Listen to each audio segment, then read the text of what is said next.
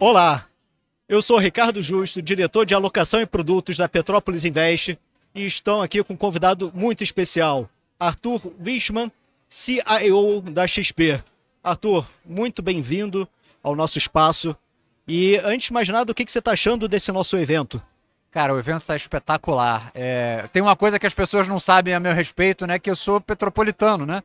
Eu sou da diáspora de Petrópolis, então aqui o evento, ver um evento desses, voltar para Petrópolis e ver um evento desses é muito legal. Ah, muito bom. Bem-vindo, então, à sua casa, sua cidade, e um ótimo evento aqui. Arthur, a gente está com um cenário de juros altos, 15%.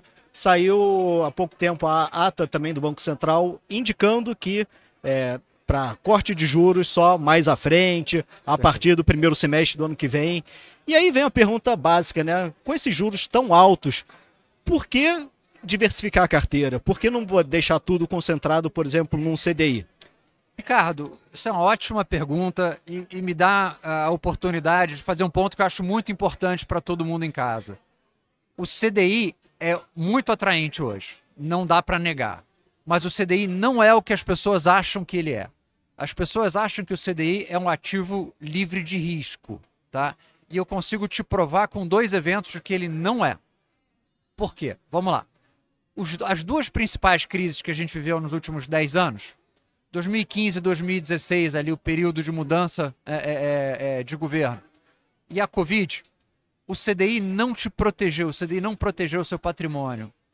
Olha só que coisa interessante, né? As pessoas não lembram, ou na verdade elas não percebem, mas todo mundo que tem CDI levou um calote de 15% há pouquíssimo tempo.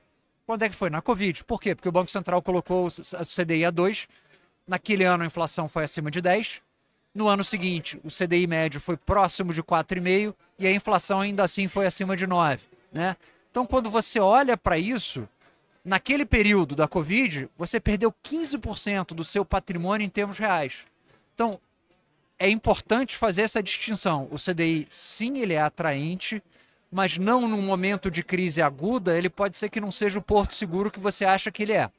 Então, por isso que a gente vai entrar, a gente recomenda uma carteira diversificada, em vez de ter tudo no CDI. Né? Por quê? Porque você diversifica nos momentos de sol. Você compra guarda-chuva no momento de sol. Você não compra guarda-chuva quando começa a chover. Aqui em Petrópolis a gente conhece isso bem. Né? Assim, você não... Por quê? Porque na hora da chuva você vai pagar muito mais caro pelo teu guarda-chuva. Ou não vai achar.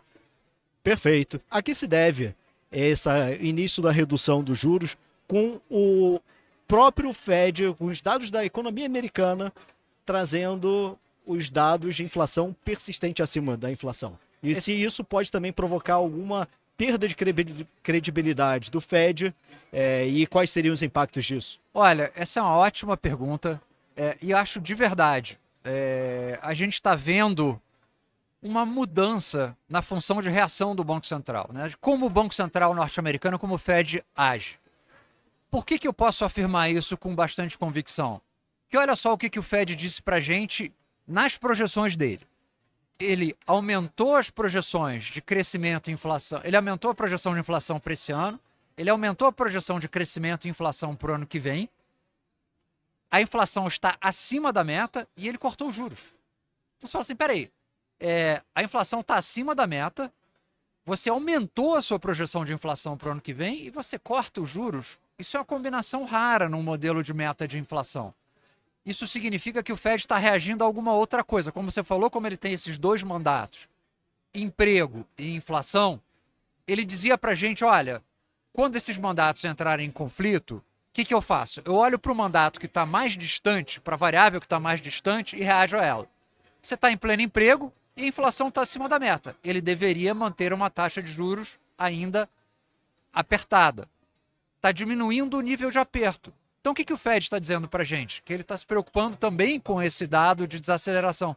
Então, a gente tem hoje um Fed que está te dizendo, com as suas ações, por preferência revelada, que ele se preocupa mais com o dado de emprego do que com o dado de inflação nesse momento. Existe, que a extensão lógica da sua pergunta, uma deterioração institucional, ou seja, os tweets do presidente norte-americano podem estar influenciando isso? Eu acho que de certa forma podem, Ricardo. Por quê? Porque na cabeça do Fed é o seguinte, olha, eu vou ter que cortar os juros. O presidente norte-americano acabou de demitir um membro do Fed, né? A Lisa Cook. Tem essa discussão se ele pode ou não pode fazer isso, vamos ver na Suprema Corte. Mas o presidente fazendo uma baita de uma pressão. O Fed olha e fala, eu sei que eu ia ter que cortar os juros, muito provavelmente no final desse ano, outubro, dezembro. Faz o seguinte, corta logo. É um grande erro de política monetária? Não, é um erro de política monetária, na minha opinião, minha humilde opinião, mas não é um grande erro. A inflação não vai sair de controle, a gente não vai perder o controle das expectativas. Então o Fed fala assim, cara, corta agora que eu pelo menos diminuo a pressão política sobre nós e a gente ganha algum tempo para pensar em política monetária daqui para frente. Então sim, eu acho que você mostra um Fed mais sensível à inflação e um Fed que se preocupa também com a institucionalidade, ou seja, com a pressão política do lado de fora. Legal. E pensando, vendo os mercados, o dólar, frente a uma cesta de moedas valorizadas, principais moedas, ela se desvalorizou expressivamente nesse ano, especialmente no início do ano. Perfeito. E essa desvalorização do dólar teve um impacto direto nos mercados. A gente viu o ouro nas máximas e mesmo os ativos de risco do Brasil foram favorecidos por esse movimento dos investidores buscando outras alternativas, né? Mesmo que o fluxo não fosse tão grande para mercado emergente e dali o Brasil, mas aqui, frente ao globo, é algo tão pequeno que às vezes vindo um pouquinho já impacta muito os mercados, né?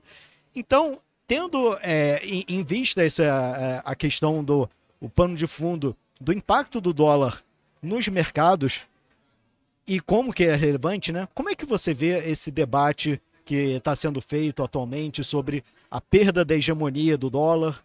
Existe alguma outra moeda que esteja preparada para substituir o dólar? Olha, a resposta é não. Não existe alternativa para o dólar. Mas eu acho que as pessoas pensam muito na dominância do dólar como binário. O dólar é dominante ou tem outra moeda que substituiu o dólar? Eu acho que é pouco útil pensar dessa forma de sim ou não. É dizer, graus de dominância. O dólar vai ser um pouco menos dominante ao longo do tempo, ou seja, ele vai perdendo relevância. A gente vai buscar alternativas. Por que ele não é binário? Porque se você acordasse hoje, apertasse um botão e dissesse, olha, vamos trocar o comércio global hoje em dia e as reservas dos bancos centrais e reserva de valor de ativo por outra moeda, não tem outra moeda hoje que seja capaz de substituir o dólar. Você vai falar, o euro. Poxa, o euro é uma moeda de uma região em guerra, né? Estamos ali na Ucrânia, do ladinho, né? 17 moedas com 17 políticas fiscais distintas, né? Não é uma união fiscal perfeita, é uma região com problema de crescimento estrutural, né? A gente vê que a Europa não cresce estruturalmente há muito tempo, então se fala, o euro tem seus problemas. O Japão, primeiro país em declínio demográfico acentuado, né? A população japonesa encolhe muito rápido. China, poxa, não é um país democrático, então, poxa, não é uma moeda conversível. Então, todas as alternativas em larga escala ao dólar, vai dizer ouro. Ouro é uma alternativa? Mas não dá para fazer tudo em ouro no mundo. Os criptoativos podem ser alternativa ao longo do tempo, eles podem vir a ser uma alternativa ao longo do tempo, mas hoje não tem escala e nem velocidade. Então, quando você olha para isso, o que vai acontecer é que o dólar vai perder dominância ao longo do tempo, até aparecer uma alternativa ou até a gente reverter essa tendência. O que pode reverter essa tendência? Os Estados Unidos continua sendo o lugar onde a inovação domina, né? A gente desgosta da macroeconomia norte-americana, mas o excepcionalismo norte-americano ele é essencialmente um fenômeno micro. Ele é um fenômeno de surgir a Google, de surgir a Microsoft, de surgir a Apple. O capitalismo europeu não consegue copiar isso, o capitalismo japonês não consegue copiar isso. O modelo dual de Estado na China não consegue copiar essa inovação norte-americana, então em algum momento pode ser que lá na frente a microeconomia salve os Estados Unidos, não a macroeconomia. Sim. E você disse mais cedo que, mesmo com o cenário atual de juros altos, etc., da importância da diversificação. Perfeito. E para o ano que vem vamos ter eleição e de um cenário de dois programas diferentes de governo. Um programa voltado mais para gastos e crescimento, e o que isso implica é provavelmente continuar essa trajetória de crescimento da dívida a médio e longo prazo. E um outro programa de redução de gastos, corte de gastos, podendo até a curto prazo impactar no crescimento, mas que sustentaria a dívida e tem mais crescimento para o futuro. Esses dois cenários impactam profundamente o portfólio do cliente, a carteira do cliente. Dentro dos ativos, das classes de ativos, você imagina que ter ativo atrelado à inflação, IPCA+, seja talvez até o mais adequado. É lógico que dentro da diversificação é importante você respeitar o peso de cada classe de ativos, mas nesse momento talvez tenha um peso um pouco acima de ativo atrelado à inflação, que seja por um cenário positivo para os mercados, esses ativos vão ser favorecidos pelo fechamento da curva, ou para um cenário ruim, ele vai sofrer menos pela proteção da inflação. Perfeito. Eu acho que o ativo real brasileiro, títulos de IPCA, por exemplo, ele tem essa característica. A eleição para a gente agora, eu vou citar o Sócrates, gente, o da Grécia, o não do Corinthians, só sei que nada sei. Eu acho que a eleição hoje em dia ela parece para a gente um negócio meio 50-50, né? Então, como é que você constrói portfólio num cenário binário? Você fala assim, você não pode ir para nenhum dos dois extremos, né? Se você me dissesse assim, Arthur, eu fui ao futuro, voltei, e vou te dizer qual é o modelo, né, que vai ser implementado no Brasil pós-2026, vai ser um modelo de mais Estado ou vai ser um modelo de menos Estado, eu te digo, ok, se você me der essa vontade, essa resposta, a única pergunta que eu preciso saber é isso.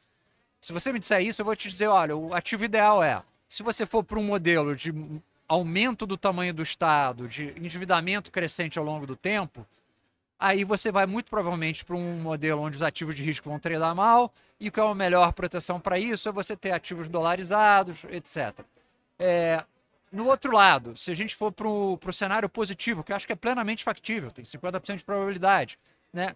Você ter ativos de duration longos, tipo bolsa, pré, vão funcionar muito bem. Mas Arthur, então o IPCA, como é que ele fica nessa história toda? O IPCA, ele funciona bem por motivos diferentes nos dois cenários. No cenário negativo, ele funciona bem porque ele te protege da inflação, porque se a gente for para o cenário negativo, a variável de ajuste, como sempre foi no Brasil, só lembrar na década de 80, né, é a inflação, né? Então a inflação sobe. Então, nesse cenário, você quer estar protegido da inflação, né? IPCA mais 7,5 hoje em dia. Então, no cenário negativo, você quer ter o componente IPCA. No cenário positivo, você tem o componente 7,5, porque esse 7,5 vai cair, porque o juro real de equilíbrio brasileiro não é 7,5. Então, você quer ganhar o teu ganho de capital desse negócio. Então, os títulos de IPCA, eles não são nem o melhor ativo para um cenário muito bom, nem o melhor ativo para um cenário muito bom. Muito ruim, desculpa. Mas eles são um bom ativo para os dois cenários.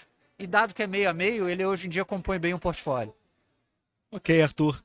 Arthur, muito obrigado pela sua vinda aqui no nosso evento, por nos prestigiar.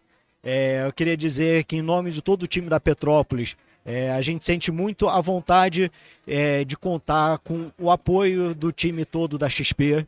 E, para vocês, nossos clientes, contem também com o nosso time de especialistas da Petrópolis Invest. Obrigado, até a próxima.